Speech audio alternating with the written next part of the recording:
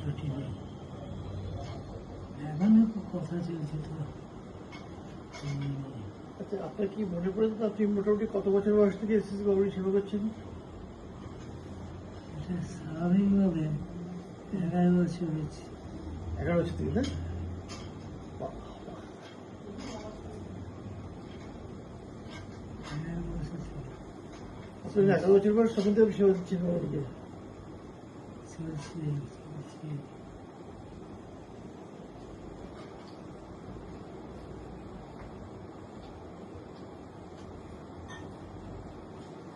SSC বাবুরিকে এই বাড়িতে কখনো এসেছেন? রাত্রি বাড়িতে এসেছেন? এসেছিল তখন ছিল।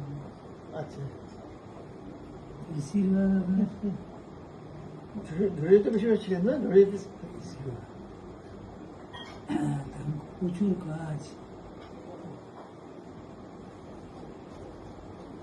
প্রচুর কাজ। আপনি কখন আসবেন কখন যাবেন কোনো ঠিক নেই। সবাই তৈরি ছিল।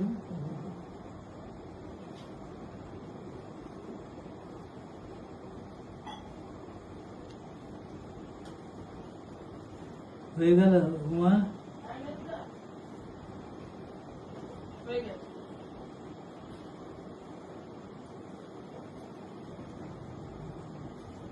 এই বাড়িতেও ভগবানে এসছেন,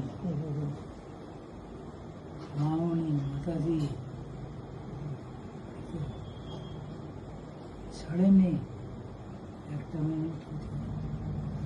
এই বাড়িতে কি রাত্রিবাস করেছেন বাবুরি কখনো? হ্যাঁ, হ্যাঁ।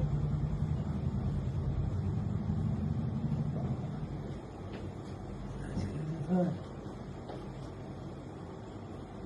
মোটামুটি কবার এসেছেন এই বাড়িতে? মোটামুটি কবার এসেছেন? এই বাড়িতে খুব বেশি আসে না, এখানে তো কাজ, এখানে তো যুদ্ধ।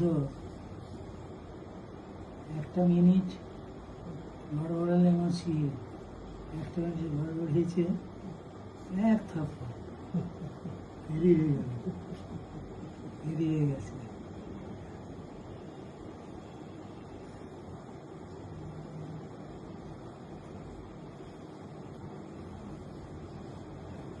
ঝুড়িয়া বাড়িতে মোটামুটি কতবার এসেছেন?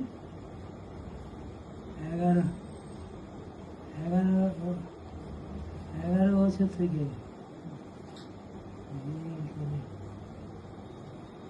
না, সিসি বাবুরি ঝুড়িয়ার বাড়িতে মোটামুটি কতবার এসেছিলেন? মোটামুটি কতবার এসেছিলেন? কতবার? হ্যাঁ, হ্যাঁ।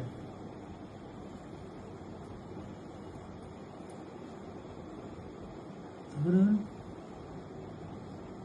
11-12 বছর তো বটে। ওইটার ইয়ে আছে যেখানে এই যে কীর্তন হচ্ছে, মামনি ছোট্ট মামনি সবসময় দেখে থেকে লাগছেন। এদের যাবি না, এদের যাবে না, সাপ আছে। কি যত্ন, চতুর্দিকে কি দৃষ্টি, বাপরে বাপ।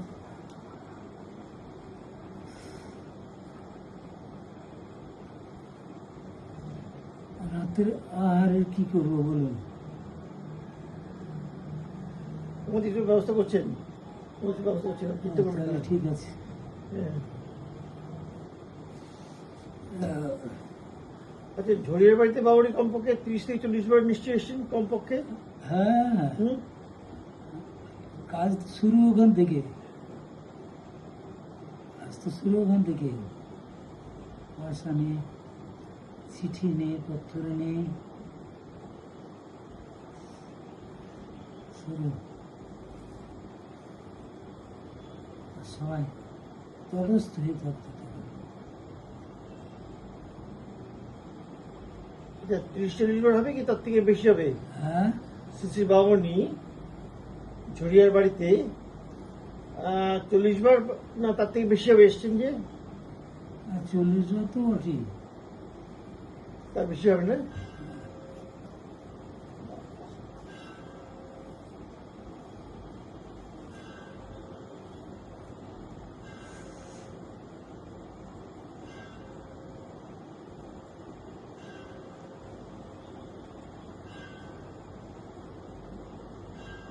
আচ্ছা, আপনার বাবা সিসি বাউনিতে কত বছর বয়সে দীক্ষা নিয়েছিলেন?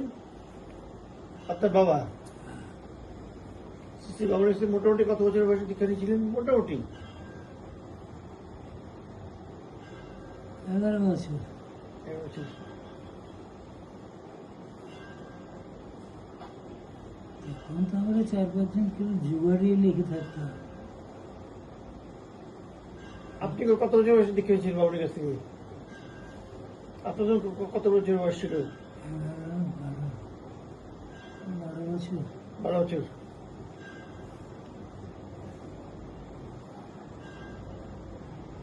আপনার দীক্ষা কি ইয়েতেই হয়েছিল? ওই ঝুড়িতে হয়েছিল? ঝুড়িয়াতেই না কুমুঙ্গিতে? না, ছড়িয়ে ছিল এবং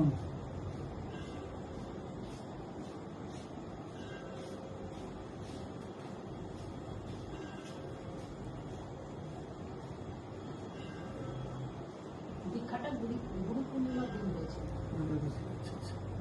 ঝুড়িয়াতেই হ্যাঁ, ঝুড়িয়াতেই সেটা আমি বলবো। হ্যাঁ, ঝুড়িয়া।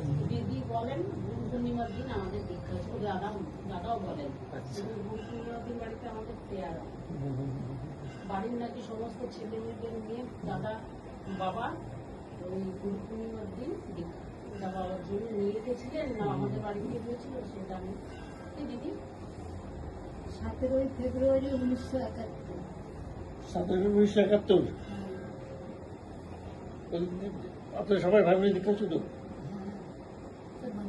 বাড়িতেই শুটিং হয়েছিল। বাড়িতেই ঝুড়িয়া বাড়িতেই? দেখুন তো, কিন্তু 11 বছরে ওই জোর জবরদস্তি কি হচ্ছে, দীক্ষা নেবে। আমরা বাবা উনি ঠিক আছে আমাদের নিয়ে এসে দিদির মেয়ের কথা বলছি। বসে বসে দীক্ষা দিলেন। তারপরে হলেন কুন্তল সবচেয়ে বড় শিষ্য।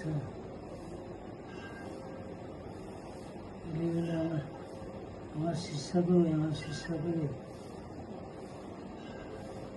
শিক্ষাগুলো আস্তে আস্তে স্মৃতি হয়ে গেছে।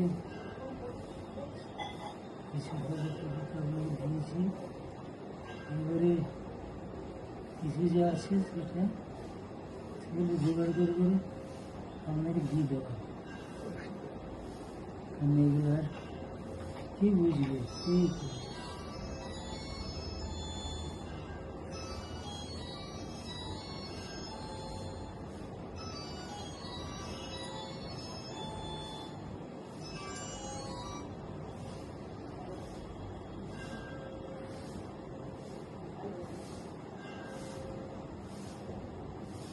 আপনি শ্রী বাবনে এত সঙ্গ লাভ করেছেন, এত আশীর্বাদ পেয়েছেন, আপনার সঙ্গে ধন্য দাদা। হ্যাঁ, এটা আমি ধন্য যে বাবা একেবারে আমার কাছে ছোটোখাটো জিনিস নিয়ে বিয়ে করেছি। পাউরুটির কারখানা, চালের কারখানা, কি করি নাই।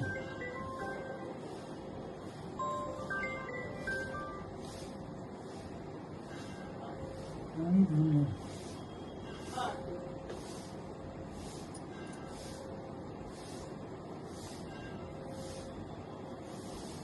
আচ্ছা, আপনি একটু বিশ্রাম করে পরে আবার আসবো আপনার কাছে। হ্যাঁ, আপনি বিশ্রাম করুন একটু। না, আবার আসবো একটু পরে। হ্যাঁ, একটু পরে একটু পরে আসবো আমি।